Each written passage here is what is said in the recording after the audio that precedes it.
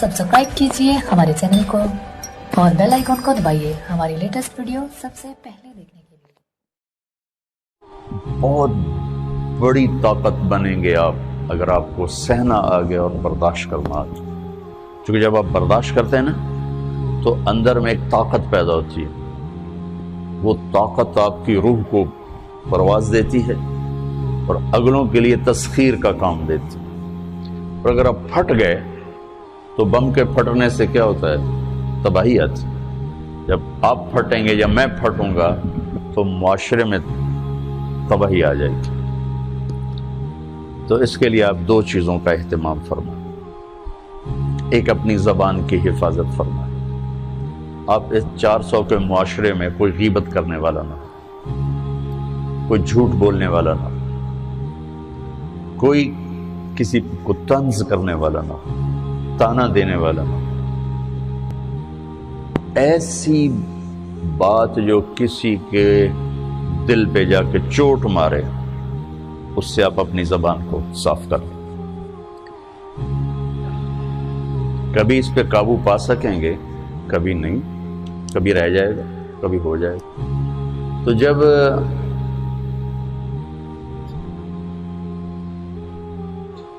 हाथ से निकल जाए बात तो फिर अल्लाह ने हमारे लिए तौबा का दरवाज़ा रखा है। 2 नफल पढ़ो, अल्लाह से माफ़ी मांगो, जिस पर ज़्यादती हो उससे जाके माफ़ी मांगो। इससे आपके मिजाज में ठहराव आ जाएगा। तो मैं आप सब से ये गुजारिश करता हूँ कि इस माशरे में आप अपनी ज़बान पे काबू पाना सीखिए। बराए मेरा बहुत फ़ायदा होगा। एक ज़िंदगी गुजरी है, शाम करीब है, तो पूरी ज़िंदगी के तजारब निचोड़ भी उसमें शामिल हैं।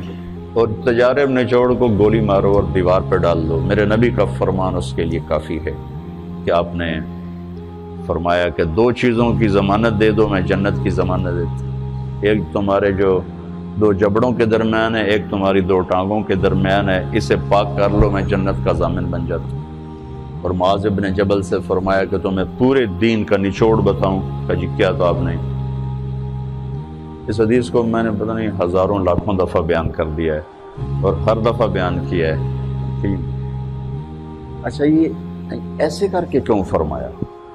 ये पहले किया फिर कहा कुफ़्फ़ा हादा। और कहा किसको है? जिनके बारे में आता है कि इस उम्मत के उलमा का झंडा क़यामत के दिन मुआज़ बिन जबल के हाथ में होगा। इतने बड़े आदमी। तो 18 हिजरी में इंतकाल हुआ। 1434 हिजरी में मैं उर्दन गया तो उनकी कब्र से खुशबू आ रही थी। 1400 साल गुजर गए, उनकी कब्र से खुशबू का आना बंद नहीं हुआ। इतने बड़े आदमी को कैसे समझाया? बच्चे की तरह। नमाज इस ज़बान पे काबू। तो आप सबको, अपने आप को भी कहते हैं,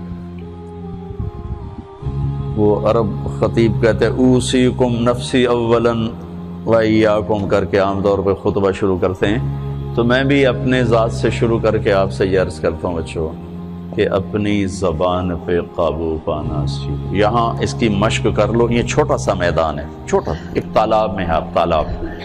यहाँ से निकल कर आप एक समंदर में कूदेंगे जहाँ के रिश्तों की फहरिस्त होगी, ताल्लुकात की फहरिस्त होगी, नागवारियों के खौफनाक खारदार कांटे होंगे, कहीं कहीं फूल मिलेंगे वरना कांटों से भरा जहान है। अगर आपने यहाँ प्रैक्टिस कर ली तो फिर आप उस मैदान में जाकर इंतहाई खूबसूरत मुआशरे का फ़र्द बन जाएंगे।